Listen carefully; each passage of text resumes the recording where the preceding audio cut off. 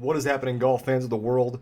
This is your boy coming back to you, Jake Span Golf, coming back to you, having a good conversation. It's been a hot minute since I've actually done one of these videos.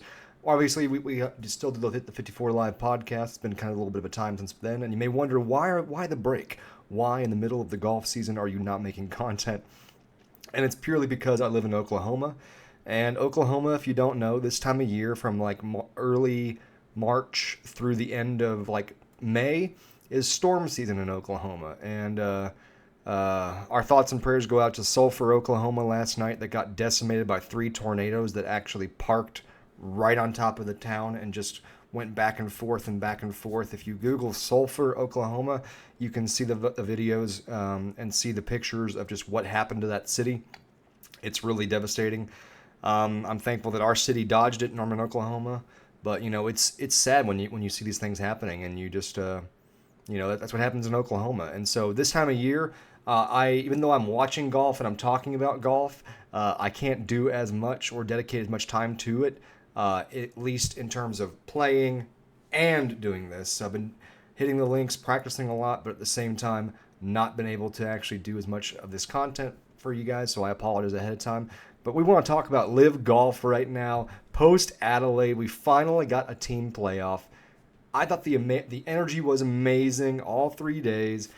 Record attendance for a golf event. Record attendance just in general. I mean, it was insane, man. I mean, to see them actually top what happened last year at Adelaide, we could tell last year Adelaide was something special, right? We could tell just last year.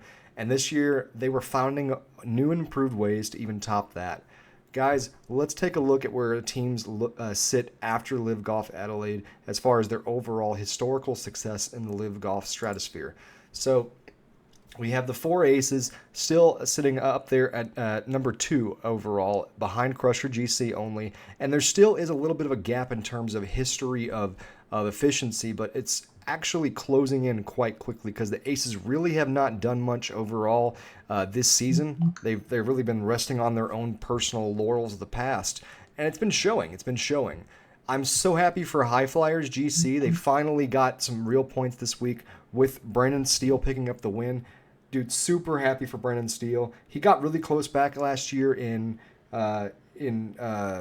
Tucson, but obviously just didn't get the whole way through. It's super cool to see him being able to get all the way to where he was at. Very, very proud of him right there. Very, very proud of him. And, obviously really happy for the Stinger GC team. Louis Oosthuizen and Dean Burmester at this point in time, in my opinion, are top 20 players in the world.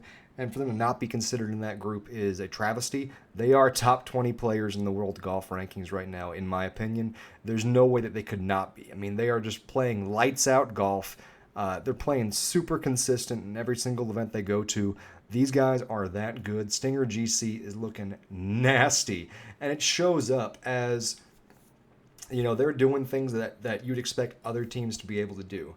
I can tell you right now that even though the Cliques are still in dead last as far as overall points accumulated, as far as Liv Golf overall success, they are in a much better position than you might think, simply because of just what's going down. I mean, if you look at where they're at week in and week out, I'm going to pull up the actual Liv Golf website and give me a second to reassess how this screen shows up. It takes a little bit of time to get these things just right, so we're going to do this here. Boom, bada, bang. Just going to shrink it down just a little bit more. There we go. And we can now see things a little bit better. I know, bad internet. Bad internet. This is why you don't do things live, but some things just want to be live. Okay. So, you see this is the Adelaide event, and we see Ripper GC did great, obviously. Pulled through, both of them, the Stingers and the Rippers, did amazing on the final day to basically leapfrog a bunch of teams that were in a better position. 53 under is no joke. At the very, very bottom, we see this huge gap, though, and we see the Majestics are just not even in competition at all. And it's been showing up through the season. If we go to the actual leaderboard for Liv Golf, the season standings, it just gets more and more obvious. If we look at the season standings, Majestics are still somehow hanging on to being in front of Cliques and Ironheads, And the reason is because the top 7 teams get points in each event. And so Majestics, because of them being able to be more competent in a couple of the really tough golf course situations, they've been able to pick up a few points that, say, Cleeks and Ironheads haven't been able to get, because Cleeks and Ironheads are finishing more in the 10th and 11th spots, whereas the Majestics have picked up a 4th place finish and then also picked up a 9th place finish, a 7th place finish. They picked up some points here or there in a little bit better situations than other teams have. But it's just become super obvious as you look at the season going on. Crushers have it dialed in for what Liv Golf is. Legion 13 is overperforming in my opinion, but getting the job done when it counts. Torque A, Stinger, Ripper, all right where I kind of expect them to be. Same thing with Smash.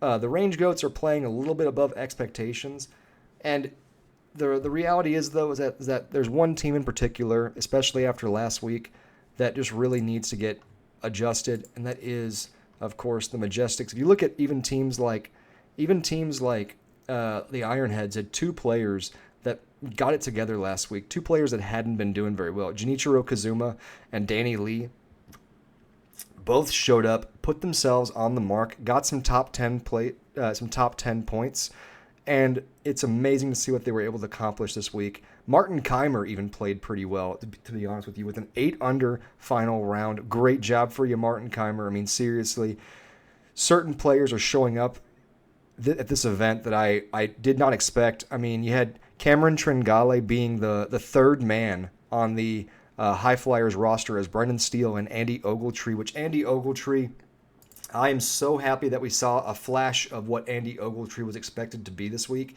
We never expected Andy Ogletree to come into the league and win tournaments, but we definitely expected him to be able to come into the league and be somebody that's competent, somebody that delivers points, somebody that was definitely going to be an improvement over James Pyatt.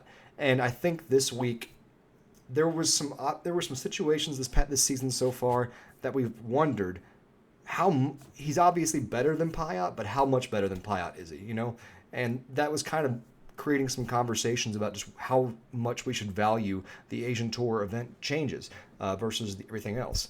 But I think this week really solidified that Andy Ogletree is a force to be reckoned with, and more importantly, a huge investment above a James Pyatt. So really happy for him showing up this week. Again, Dean Burmester doing what he needs to do, being in that top 10.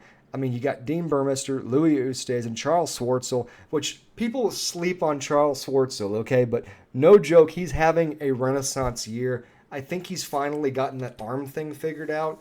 If you don't remember, Louis Oosthuizen and Charles Schwartzel last season played the entire season pretty much with some severe injuries the entire season. People were like, well, why are they not looking good?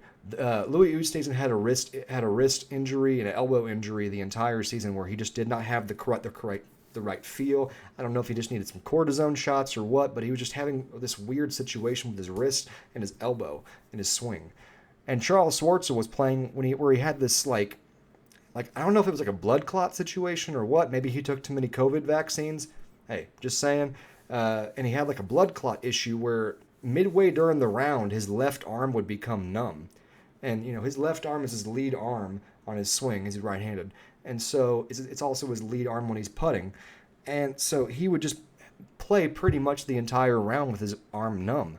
This year, he's clearly got that under control. And it's so amazing to see him being the competent Masters winning golfer that we know that he is. Because sometimes we see players that win a big tournament and then they just become like nothing, and then you're just confused as to how they stayed being a pro for so long. Charles Schwartzel is not that player. And I think Liv Golf has showcased that to us, that he is still a competent, definitive pro. You know, Joaquin Niemann finishing great. John Rahm didn't get the championship ring, but, you know, if you look at how close so many guys were, dude, I freaking love it, man. I really do. I love how many of these guys were in the conversation, were doing their job, man, and getting in there. Even Mito Pereira had a great finish. Brooks Koepka found himself up there in the top 10, and I think a lot of the players are performing where they need to be performing at. Phil showed life, obviously didn't get points, but showed life. I mean, this is what you want from your team and from your players, from the people that you're investing in. Certain players, though, are looking a little rough. You know, if we look at the actual season at this point, the season is kind of where we're starting to get there. We're about halfway through the season now. We can really start looking at the actual, what's going on.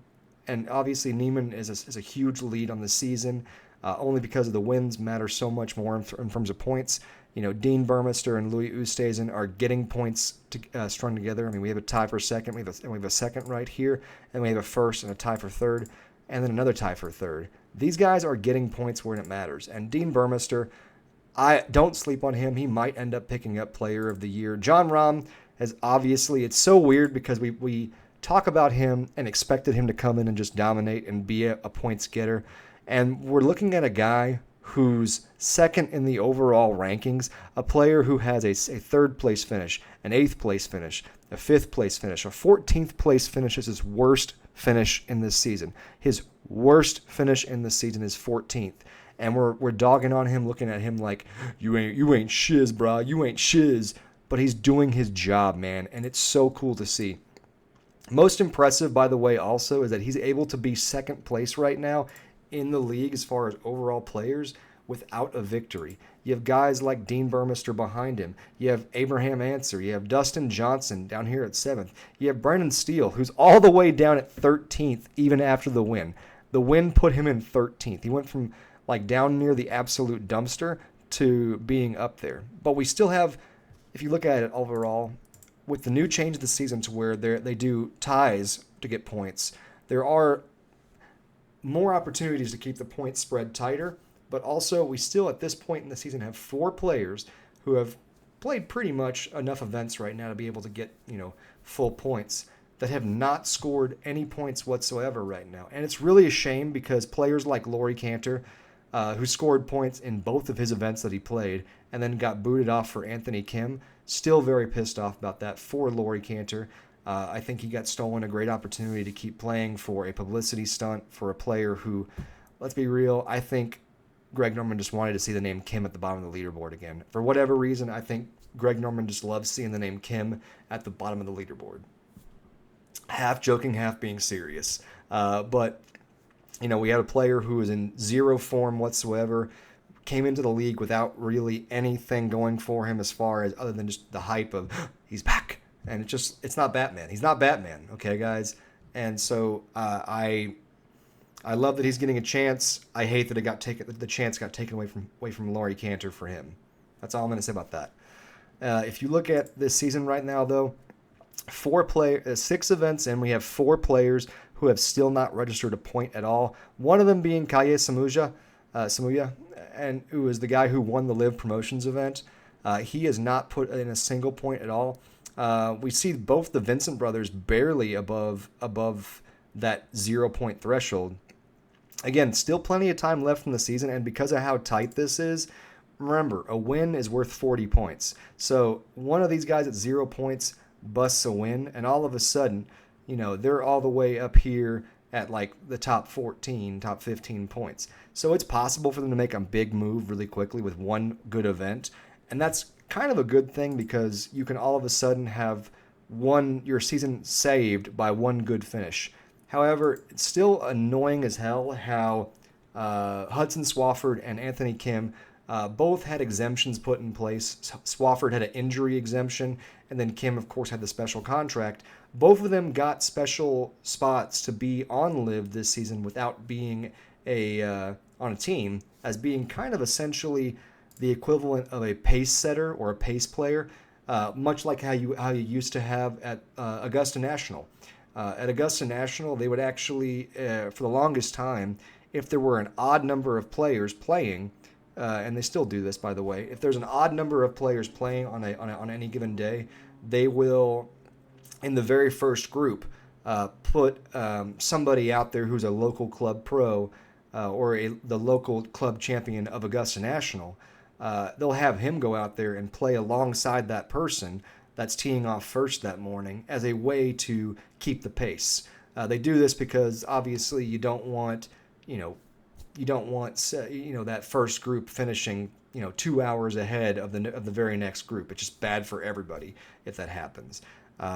So they use a pace setter. So these two guys were included into the league as kind of a pace setter in a lot of ways. It helped fill out the gapping, and keep it to where you could have even 3-man groups the whole way through. However, with that being the case, these two are not the guys who should have been pace setters. I think it's very obvious from this point. Both of them have played at least 4 events, with Swafford playing 6 events total. Swafford's best finish is a tie for 36th. Yeah, let's just be real.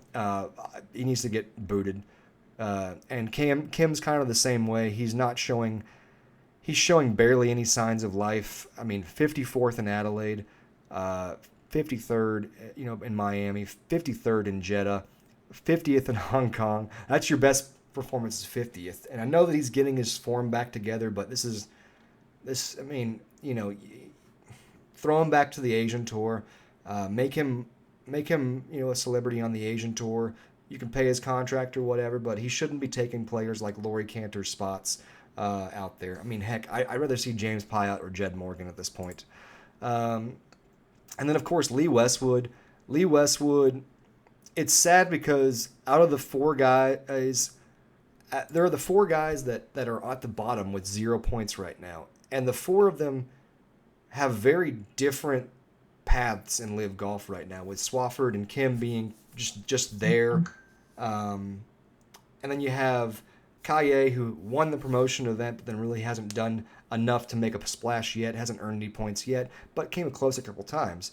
You have Westwood, who's playing just mediocre enough to stay out of the spotlight for being absolute garbage most weeks, while at the same time just not scoring the points that you want him to score.